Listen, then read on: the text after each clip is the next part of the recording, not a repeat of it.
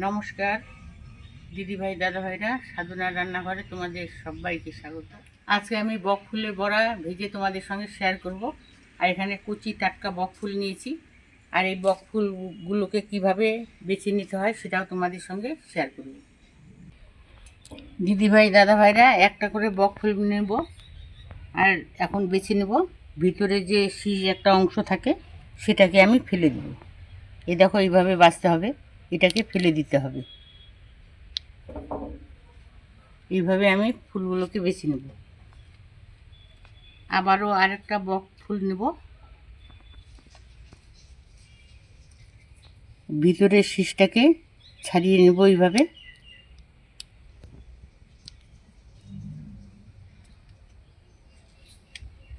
এইভাবে তোমাদের সঙ্গে বক ফুলগুলো বাছানো শেয়ার করলাম, আর এইভাবে সম্পূর্ণ বক ফুলগুলোকে আমি বেছে নেব।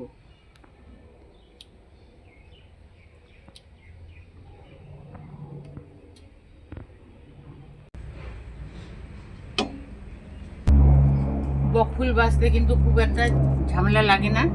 বক ফুলের মাঝের এই শীষ অংশটাকে ফেলে দিলেই কিন্তু বক ফুল তাড়াতাড়ি বাছা হয়ে যায়।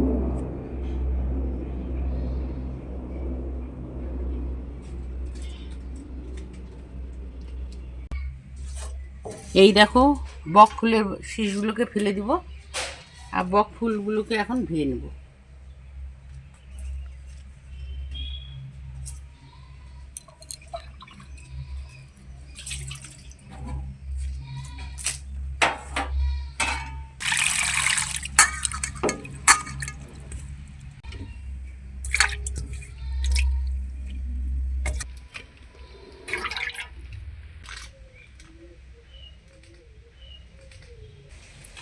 বক ফুল বড়ার জন্য এখন আমি একটা গোলা তৈরি করে নেব। এই বাটির আমি এক বাটি, একটু কম এক বাটি বেসন নিয়ে নিচ্ছি।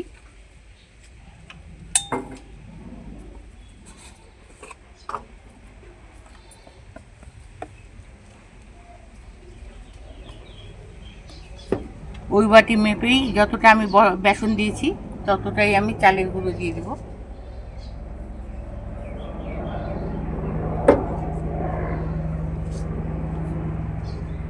স্বাদ মতো লবণ দিয়ে দিচ্ছি।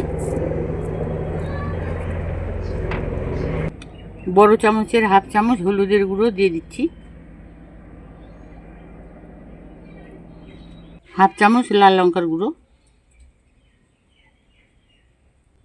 আর 4-5টে কাঁচা লঙ্কা বাটা। দিদিভাই দাদাভাইরা, বড়াতে আমি কাঁচা লঙ্কার পরিমাণটা একটু বেশি দিয়েছি। যে কোনো বড়া ভাজতে গেলে লঙ্কার পরিমাণটা যদি একটু বেশি দেওয়া যায়, ঝাল ঝাল করে বড়া খেতে কিন্তু ভালোই লাগে। তো এখন অল্প অল্প জল দিয়ে গুঁড়াটাকে আমি তৈরি করে নেব।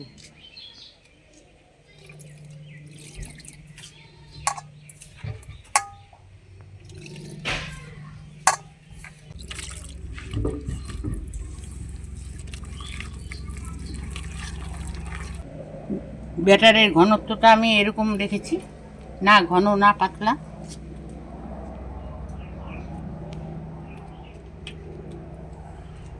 এখন গ্যাস জ্বালিয়ে কড়াই বসিয়ে দেব।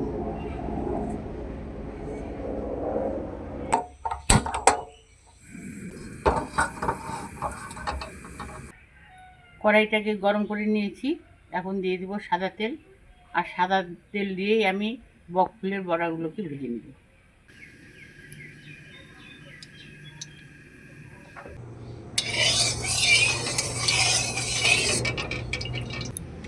একটা করে বক ফুল নেব, আর গোলার মধ্যে এইভাবে নেব, আর তেলের মধ্যে ছেড়ে দেব।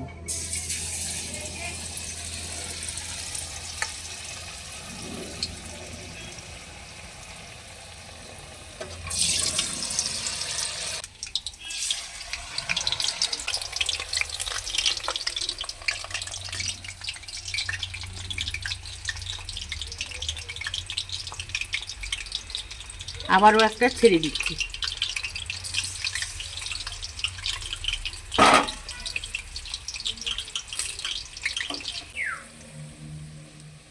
এক পিঠ ভাজা হয়ে এসে আরেক পিঠ উল্টে দিব।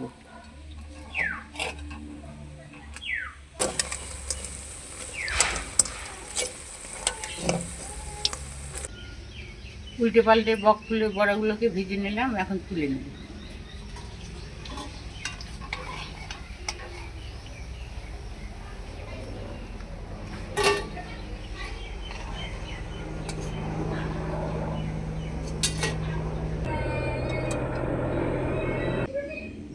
বাকি বকফুলগুলোকেও গোলা লাগিয়ে নেব আর তেলের মধ্যে ছেড়ে দিয়ে ভেজে নেব।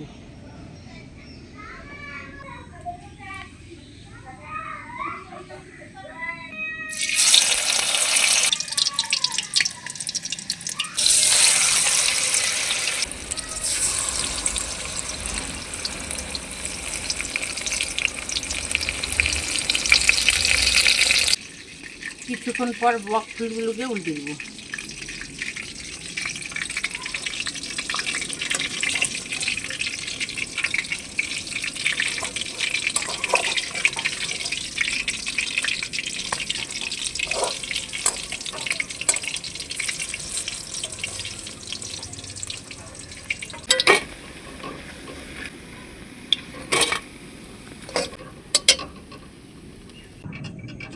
বাকি বড়াগুলোকেও আমি ভেজে নেব।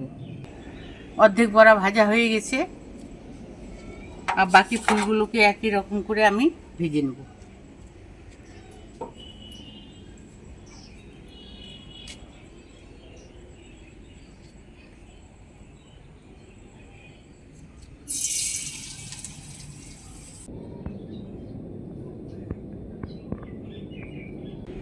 দিদিভাই দাদা ভাইরা, সম্পূর্ণ বকফুলের বড়াগুলো ভাজা কমপ্লিট করে ফেললাম। গরম ভাতে আর যদি ডাল আর বকফুলের বড়া থাকে তাহলে তো আর কথাই হয় না, এই দিয়েই এক থালা ভাত খেয়ে নেওয়া যায়। তো আজকে বকফুলের বড়া রেসিপিটা তোমাদের কেমন লেগেছে? ভালো লাগলে লাইক করবেন আর বেশি বেশি করে শেয়ার করবে, আর আমার পাশে থাকবে। আজকের জন্য এখানেই শেষ করে দিচ্ছি। তোমরা ভালো থেকো, সুস্থ থেকো। পরের দিন ফিরে আসবো অন্য কোনো রান্না নিয়ে। আজকের জন্য টাটা।